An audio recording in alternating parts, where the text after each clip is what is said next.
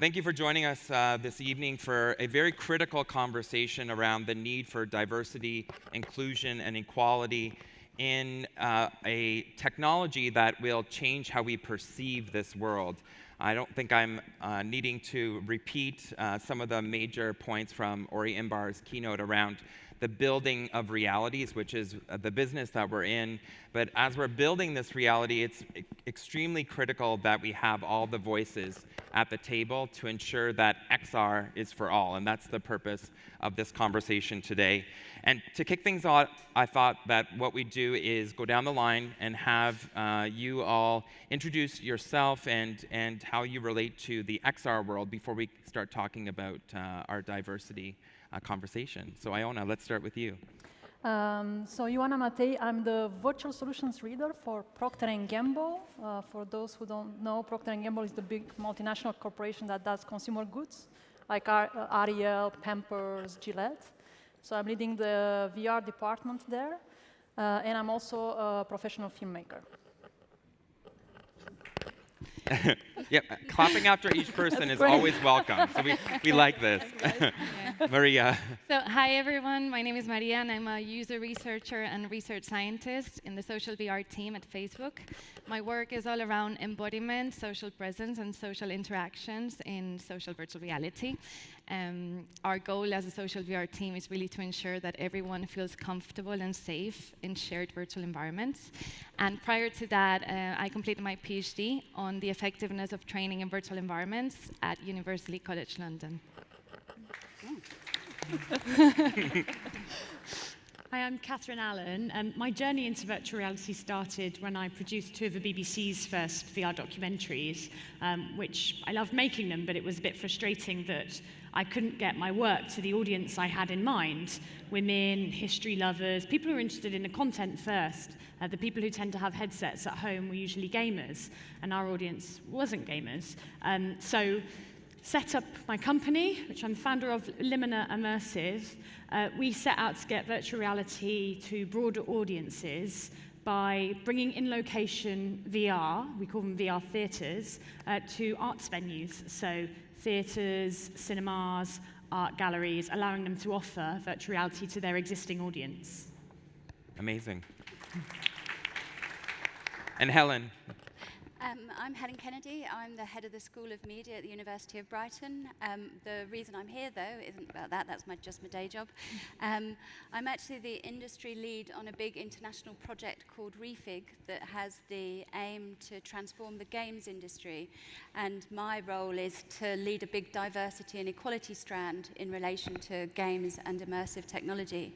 I'm also the principal investigator on an Arts and Humanities Research Council funded project that puts haptic and immersive technologies in the hands of circus and street artists to see just what kind of innovations they might come up with. Amazing. We have such a great audience. I hope they clap after each answer. Thank you. So before we move on to our actual chat, I know Helen and Catherine and Ioana, you all have organizations and efforts to really shine a light on the need for gender balance and diversity and inclusion within the immersive space. I know we're going to bring up some presentations, which we now have a clicker for. Thank you very much, sir. So starting with Catherine and Helen, and if we can cue the presentation on the AV side, we can review what you're up to. So why don't you tell us a little bit about... Brilliant. So I'm going to kick off, and then Catherine's going to take over sort of halfway through. So we're here talking about a collaboration that was funded by that organization that I mentioned called Refig, that's based in Canada.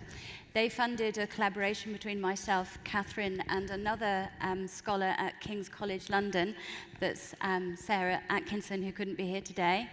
And we've been working together now for 18 months on a project that has a particular outcome that we're going to launch here today, that has the aim of transforming the experience for women working in VR. one of the things that we identified at the base of that piece of research was a problem that had at least 2 dimensions, an issue to do with potential users of VR. So on the one hand, thinking about how well we are adopting VR, how audiences are being constructed, how users are experiencing VR, and an industry problem. And so we've set about researching those 2 dimensions. So on the more user side, EY have done a piece of research that's backed up by other more recent pieces of research around just the number of people who are actually taking up the opportunities presented by VR. So there's clearly a gap there currently, and I'll say a little bit more about that in a moment. And one of the things that we discovered was there's a real paucity of research on the industry side, actually providing us with the real statistics about just how many women are working in this sector and what kinds of roles they're actually in. So we commissioned a bit of work ourselves that had a couple of PhD students working on it, and so there you'll see some of those statistics. So, for instance, only 14% of the funded UK startups have female leadership. That means 86% don't.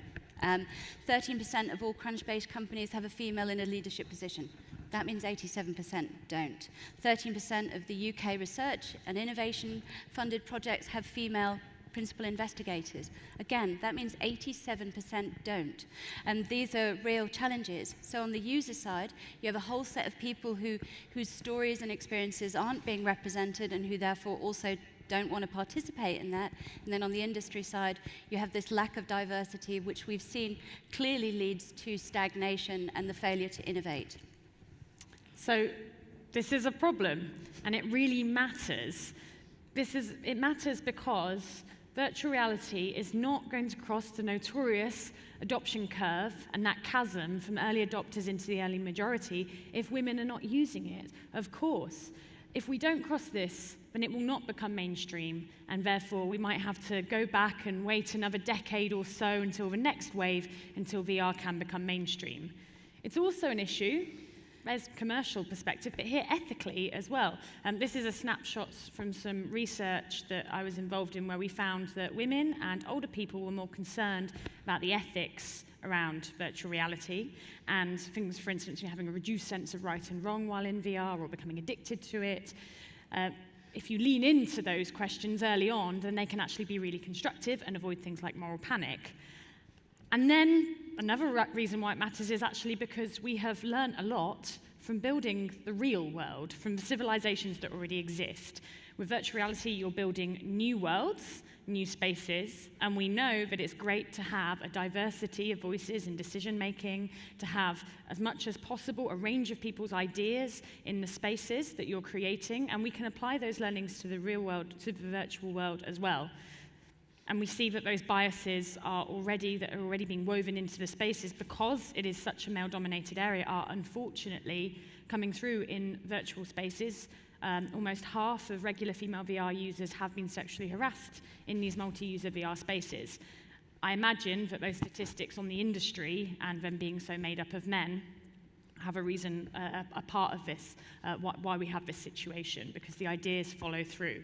So we wanted to do something about this. And that's why we have launched our vision for women and virtual reality, which is a vision statement. We got together 20 of the UK's most influential women in the VR space, and we spent 2 days mapping out the problems and the proposed solutions. And today is the launch.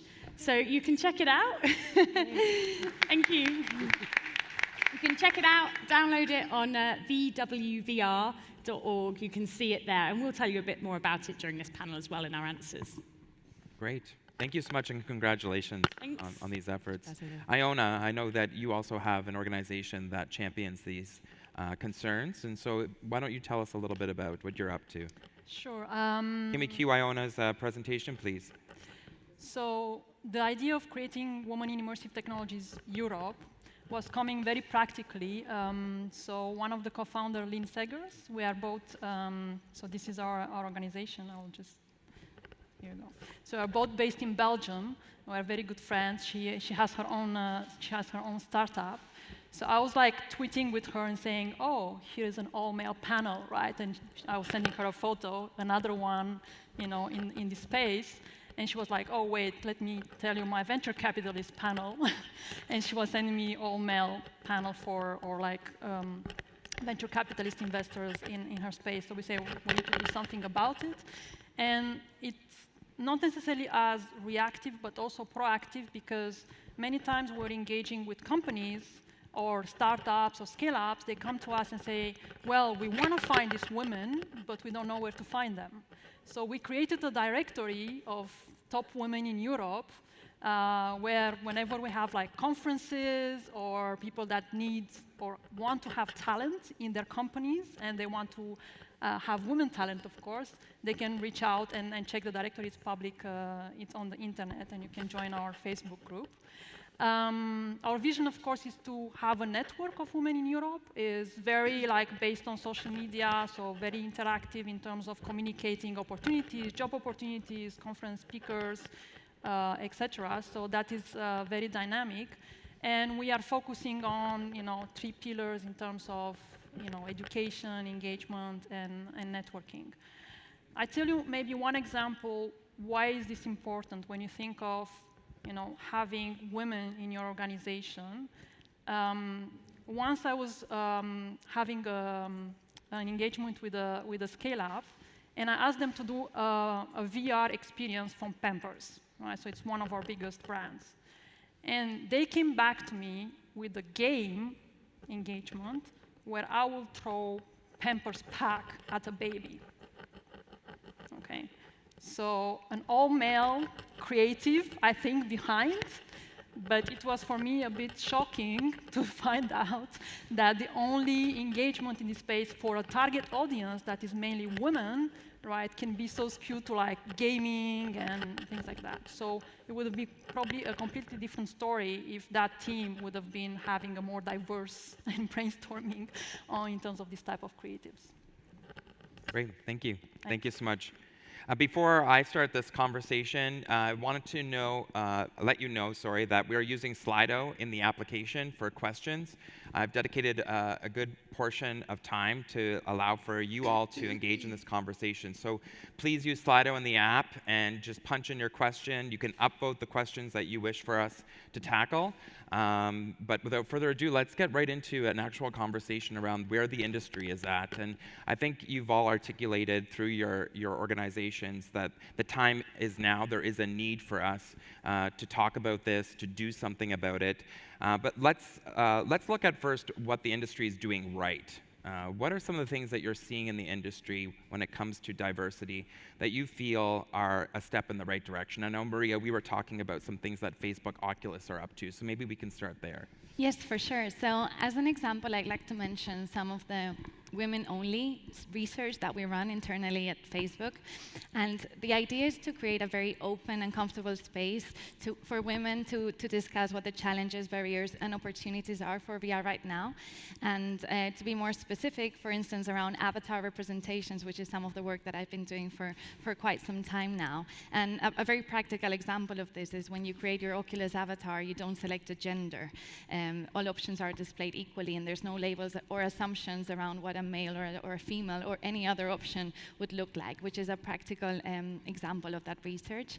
Equally, we have teams that are dedicated exclusively to abuse prevention as well as integrity, because we truly believe that the most killer VR, AR experience won't really work unless people feel really comfortable and safe in it. Okay, that's great. I think with what we're seeing in the arts sector is they really are engaging with virtual reality. So we're seeing these in-location cultural experiences. A good example that a lot of people went to, for instance, was the Bjork digital exhibition in Somerset House in London. Thousands of people went through that, or the work in the Old Market Assembly in Brighton. You're getting really broad, diverse groups of people coming to see this, coming to see virtual reality is something that they would do as part of a day out or an evening out. And when you frame virtual reality like that, you see actually those barriers about is this for me? Should I be doing this? They fall away because they're framed as part of the experience economy. So in location VR, I think so in terms of audiences, we're seeing some really good stuff. That's great. Helen?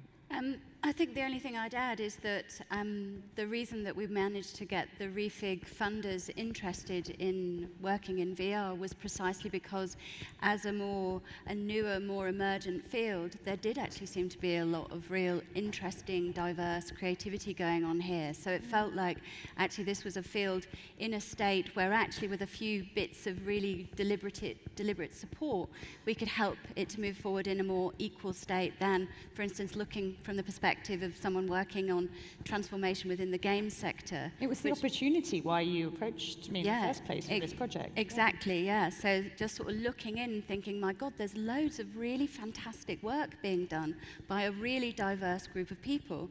And how can we support them? How can we make sure that that moment at which it accedes to its commercial and popular success, it doesn't instantly become subsumed by the same kind of problems that we've seen elsewhere? And Ioana, I know backstage we were talking about how the VR, AR industry is very akin to the film industry back in 1920. And so I think talking about the state of things, AR and VR is very nascent. It's very much supported by the creatives, the creators, the artists. And so it's not just about supporting them now, but also supporting the sustainability as scale occurs, and the monetary ROI is the true measurement of the medium. Any thoughts on that? Yeah, we were. We are at the time right now because we are discussing is this the right time to think about this, right? So we're at the time where we maybe get a new medium in every 50 years, right? So we had radio, TV, VR is a new medium.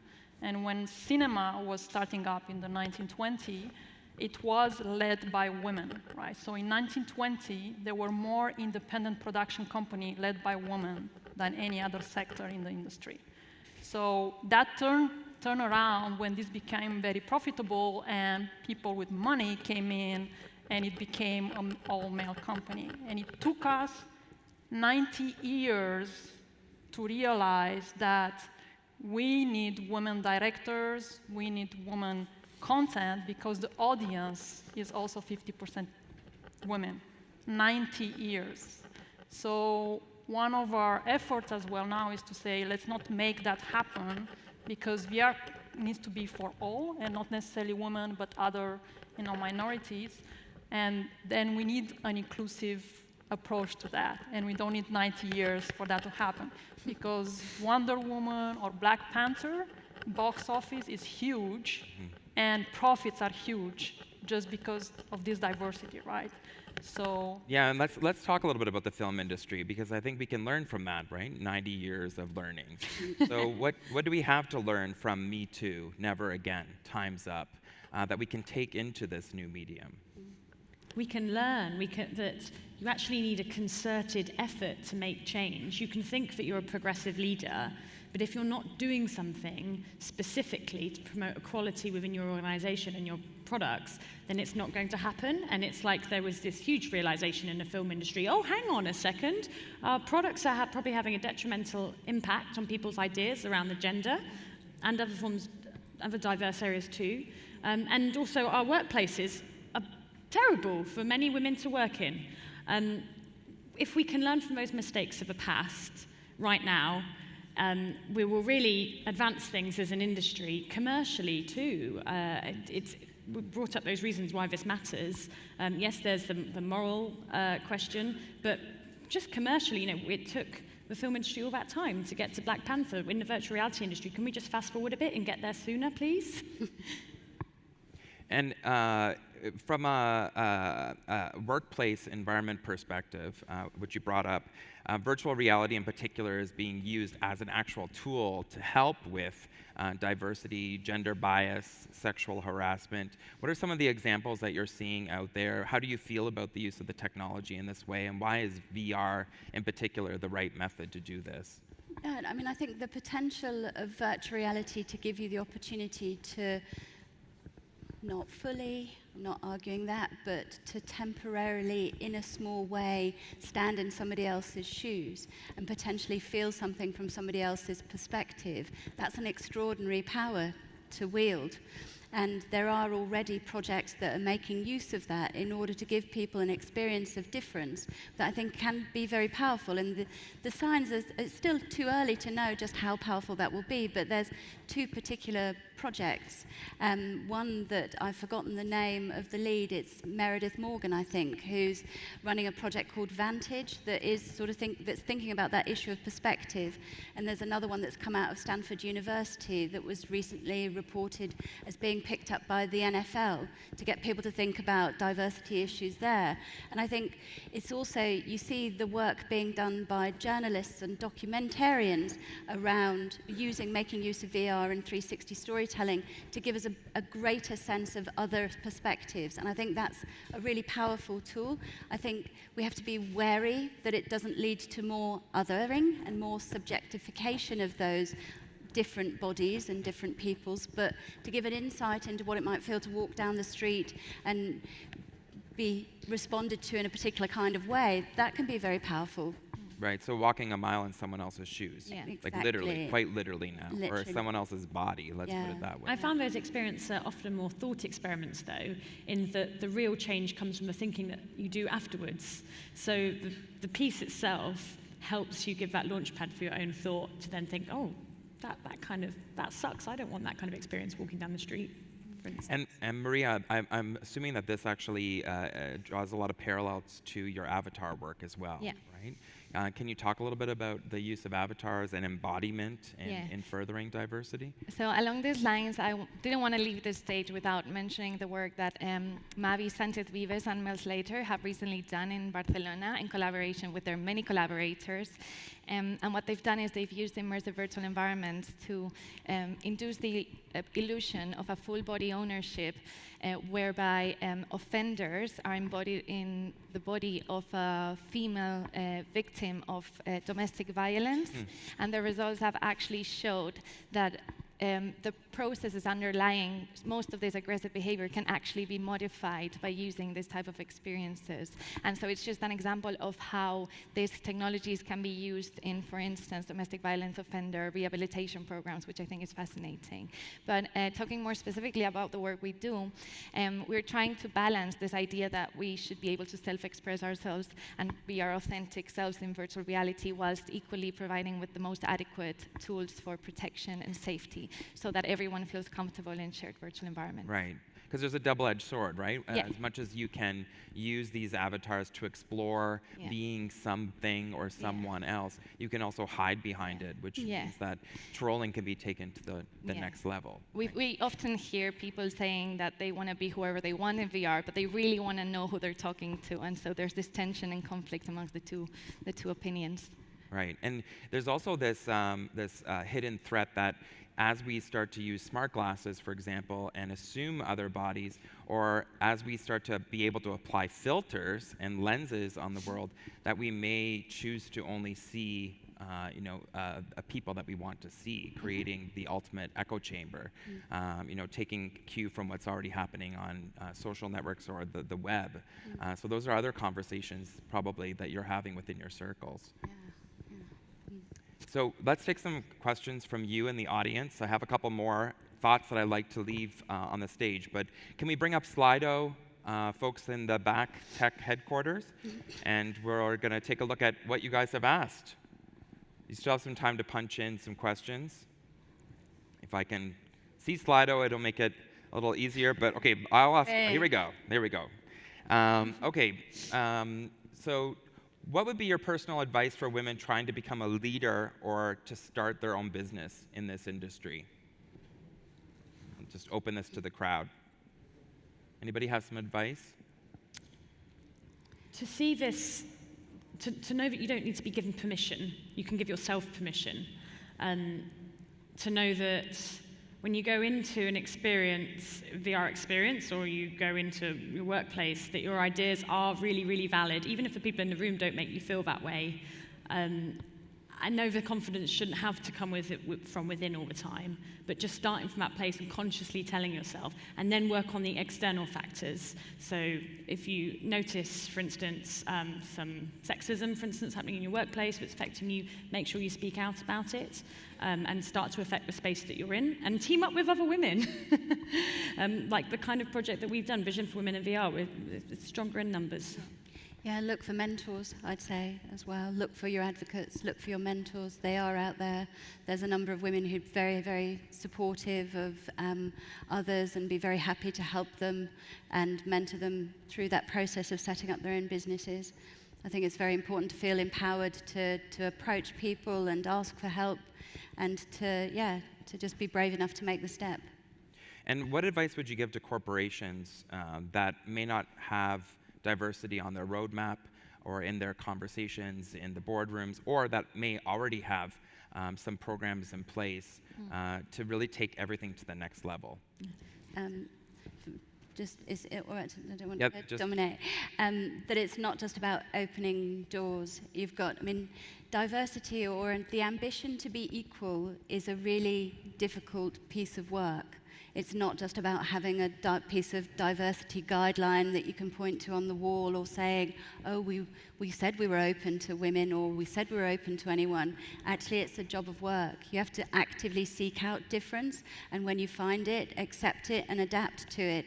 And that's a hard job. And I think corporations need to do much, much more than just say they want to have an equal workforce or to be a workforce that's supportive of that. They have to actually actively make change to make that possible. And it helps to know where you're going as well. So to know what is this place where we want to be and to see the opportunity there.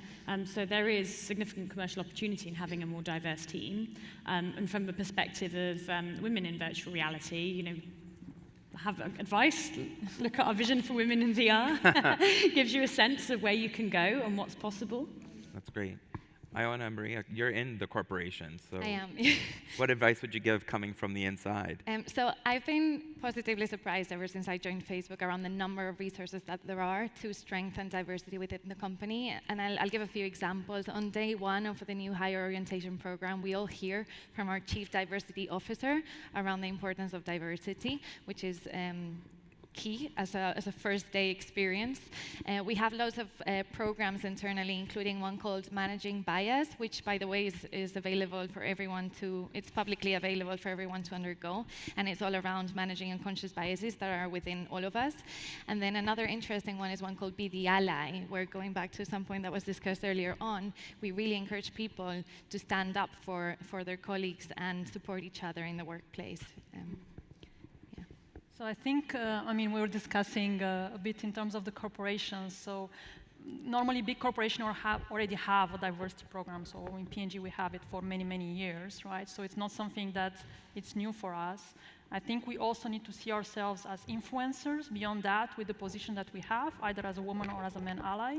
And whenever we choose our partners, we can also influence diversity on that side. So I know maybe for small companies it's difficult to think of that aspect, but it's truly important when you want to drive a business and when you will work with big corporations that need to look in a diverse way. That is important, right? And I like the vision, because we were also discussing, so I would love to see, either big corporation or even small corporation, like a chart or saying what would be the best companies to work for in VR, right? Like we have it now in IT. So what would be kind of the key criteria we look for to say, oh, this is a cool company to work in this space? Yeah. So hopefully the charter will be a good startup for that. Coming back to your question, Tom, about what advice to give to women looking to enter the space, be choosy. Pick somewhere to work in. You've done your own research to say, is this going to be a great space to work for me or not? And companies that can attract that talent will do well. That's and great. Retain it. And so we've given advice to a startup or a founder. We've given advice to corporation. I think one of the other major players, especially in this nascent space, is the investor. What advice would you give to investors in the AR/VR space when it comes to this type of conversation? Well, evidence shows that more diverse teams produce more innovative products that make more commercial success. It's just a really easy bit of financial research that proves that those teams are more likely to be successful. So there's wariness there, but actually evidence shows that those are very, very sound investments to be made. Yeah. There are many studies that show that as well. Over and over again, it's shown. So savvy investors will look for diverse teams. We talk about this in the vision statement, that in the future we hope that a team that isn't diverse and a team that doesn't have any women will be considered arid and poor and not fruitful And there have been many funds that have been set up specific for women founders. What is your thoughts on those types of initiatives? I think it's giving the opportunity that we were talking about. I mean, in this space, it's all about giving the opportunity. So a woman can be equally successful or not, but it's just the opportunity that needs to be there. So having these funds is to open up specific opportunity for women to step up that we see that is not necessarily happening in other ways.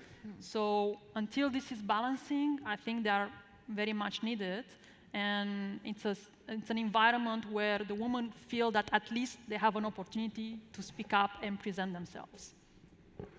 So a question from the audience, and we touched on this a little bit because our conversation has been very gender specific, is why did you call the campaign, and I think this is to Helen and Catherine, why did you call the campaign Vision for Women and not Vision for All? Principally because the group of people who got together to identify the problems were women.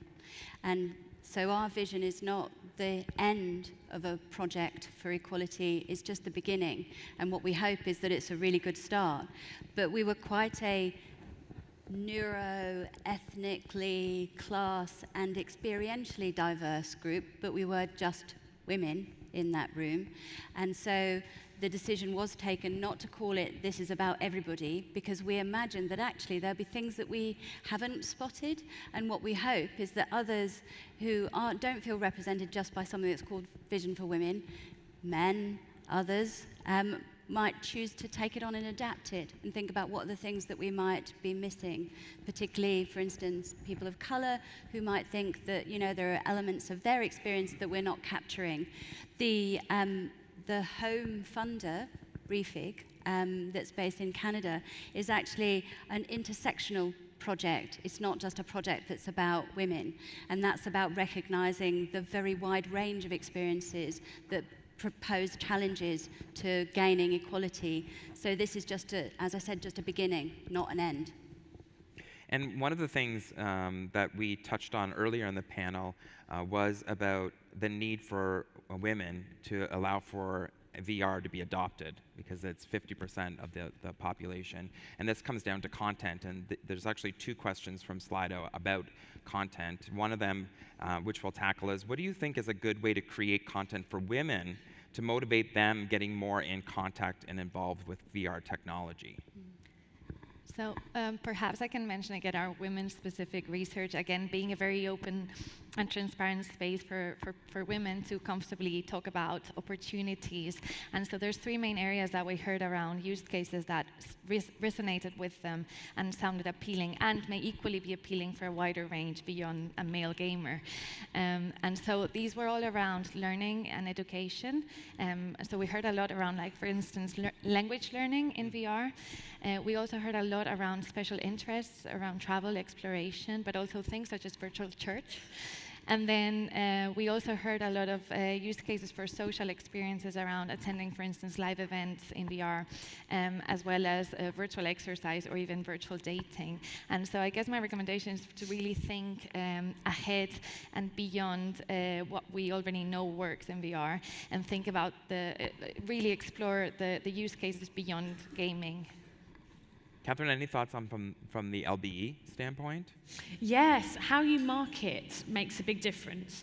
We always market at Limina content first because we find that is much more open to to women who tend to come at it from a subject matter perspective because they're less likely to have heard of the headsets, the brands, to be involved in the VR hype. So we kind of circumvent it by leading on whatever the topic is. So some of our most popular pieces that we've screened, Wonderful You, where you get to go into the womb and meet your unborn self.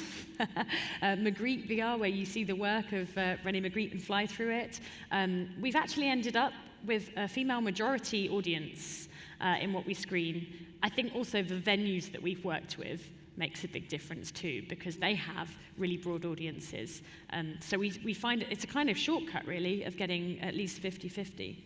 And it's a myth to not talk about hardware when we're talking about solutions as well, of course, especially at a time where we're trying to shape them, figure out how to make them for different audience types. I know that, Ioana, you and I touched base on this. What's your thoughts from a hardware perspective when it comes to diversity? I think hardware design is also important. We are using in P&G, we're using VR with the sales team to go to do virtual store review. And when you're going to a customer and your sales team is at least 0.5% women, trying to put the gear on, trying to accommodate looks very painful. So it's just a little example on people don't want to look goofy, etc. with this type of gear. So if we can think of gear-wise how to make this more attractive as well, that would be very interesting as well in terms of adoption, make it cool, make it easy to use, make it intuitive. I think there will be some evolution in that area, but I still feel it's like a very geeky, gamey type of approach. And at the top of the panel, we acknowledged what the industry is doing right in terms of the conversation and taking the right steps in the right direction. But let's look at what the industry is doing wrong. What are the glaring things that you're noticing within the XR, AR, and VR industry that you hope we can shine a light on to change? I think there's an assumption that's just made that your natural, quote-unquote, VR audience is men. And I've noticed in the social media adverts that I get, and the adverts I get on Google for headsets, I only get advertised Oculus headsets. I don't get advertised any other headsets. And I've spoken to male friends in VR about this, and they get advertised loads of headsets all the time, loads of VR hardware. And I'm wondering, why is that? Because I'm obviously searching for VR-related things constantly. I have a hunch that not all the hardware manufacturers are marketing to women. Or they might be A/B testing, and they're finding because men are more likely to click at first, yes, the way they're framing it, yes, I'm interested, and so it kind of gets amplified, that bias. Hearing about your company culture, I'm thinking maybe that's why I only get Oculus adverts, because there isn't that bias there. Yeah. So we've done, again, lots of work around understanding what the challenges are for women. And as you mentioned, demonstrating that these headsets are for everyone has been one of the challenges for a long time. And there's lots of work being done around how we market these devices and how we really explain that this technology is for everyone. So I completely get that. Yeah. I would also add this back to abuse prevention and integrity, how once you've made that connection with that device and you've thought that it could be for you, how do we onboard people onto an experience, especially around social VR, and make them feel like it's a safe space and make them feel like they can be comfortable in it, is also an area that the industry really has to think about. I feel like the industry is growing really fast, and sometimes I wonder whether it's growing faster than we can actually fully design for. And so I would remind everyone that we should be paying as much attention to abuse prevention tools as we pay attention to the actual experience. Just say one other thing about the sort of what it's potentially getting wrong, and that's what's the technological imaginary that's wrapped around this future that we're all invested in, and how much does that actually get represented to us as something that's for everybody? And that's not just about the hardware. The hardware's a big part of that, and we saw that happen in the games technology. It's also about the packaging, but it's also about the tiny little images that get created and circulated around it. It's about the stories that start to be told about it.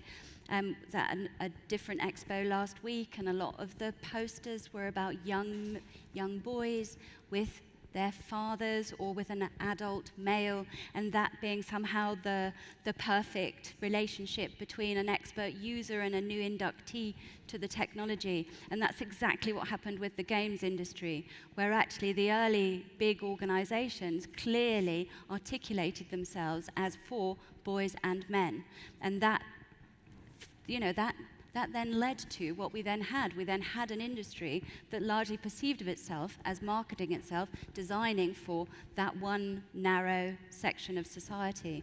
And that's something that I already see leaching into these experiences. And that's about what are we imagining for ourselves. If we're imagining a world that's already got this kind of sense of identity around this set of technologies, then we're already going in the wrong direction.